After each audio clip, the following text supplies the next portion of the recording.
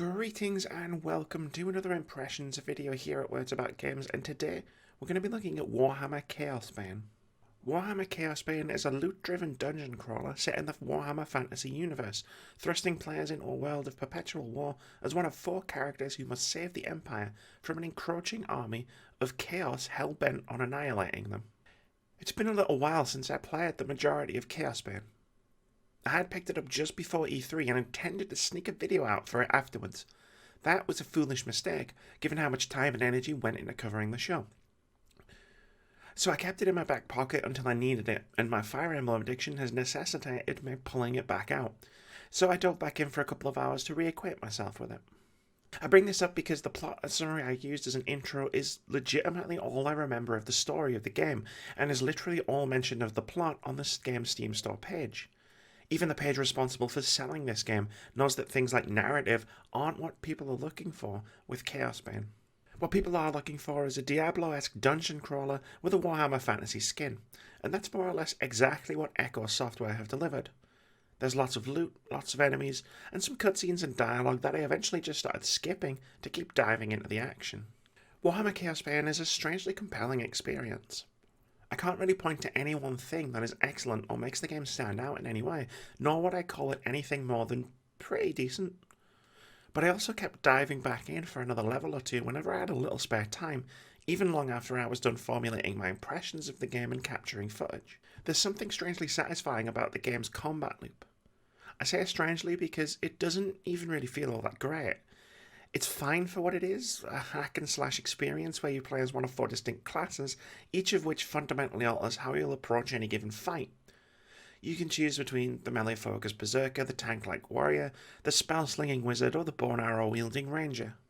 Your mileage may vary on which class you'd prefer to play depending on your playstyle. I restarted the game 3 times experimenting with the different classes until I settled on the berserker, finding the warrior too clunky and the ranger too fiddly for my tastes. But even as I was hours deep in the game, I found its combat, easily Chaosbane's best feature, to be fairly repetitive and lacking any real impact. Holding down the attack button is pretty much the entire gameplay loop in a nutshell. Depending on which class you've picked, you either throw yourself towards the hordes of enemies or keep your distance from them, holding down X and occasionally pausing to throw out a special ability. The game itself does most of the heavy lifting. You can use the left analog stick to choose which direction your character is facing, but Chaosbane features a mild auto-aim mechanic that targets enemies for you, which is kind of necessary given your right thumb will be constantly busy holding X the entire time you're in a dungeon. The variety of enemies you'll encounter helps alleviate the feelings of deja vu somewhat. This is where Chaosbane best utilises the Warhammer license. Each chapter of the game pits you against the followers of a different Chaos God. There's quite the variation of enemies within each chapter to begin with, but thanks to the wildly different outlooks of each Lord of Chaos, they'll behave differently from chapter to chapter. While this isn't enough to help you totally forget that you're doing the same thing over and over again, it is appreciated. The maps you'll be fighting through don't fare so well, however. Once you've explored one, you've basically seen everything you'll see for the next few hours.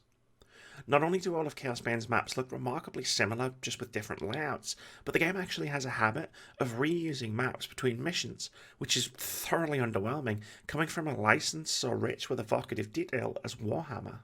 Loot and progression, which is why you'll be grinding these repetitive environments over and over, is underwhelming. After you're done beating Chaos followers into pace, they'll sometimes drop loot. A helmet here, some boots there. They offer incremental percentage-based bonuses to a variety of stats, but the in-game effect felt so slight as to be imperceptible, which was disappointing. Even finding a legendary rarity new weapon generally didn't make a difference to gameplay. The same goes for the progression. Chaosbane features a few different skill trees that are laid out like paths.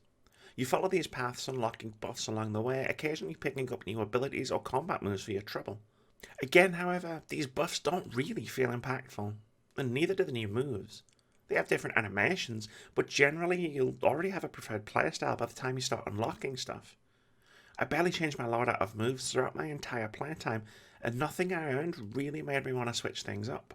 Despite all of this, Warhammer Chaosbane was still a decent time. Lord knows I've played much worse. Despite the repetitiveness of its combat and environments, the almost non-existent story, and the underwhelming loot game and progression, I can't say I disliked it.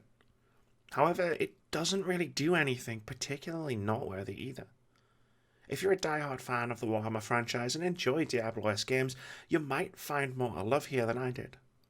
If not, you'd probably be better off steering clear. Thank you very much for watching this video. If you've enjoyed it, please leave us a comment, like, or subscribe to the channel if you haven't already. We've got tons of awesome videos coming every week, including review impressions, indie game of the week, debate-driven top 5 lists, video essays, and our weekly podcast where we discuss games, gaming culture, and the games industry. We also stream 3 times a week at twitch.tv/wordsaboutgames. But most importantly, have a fantastic day.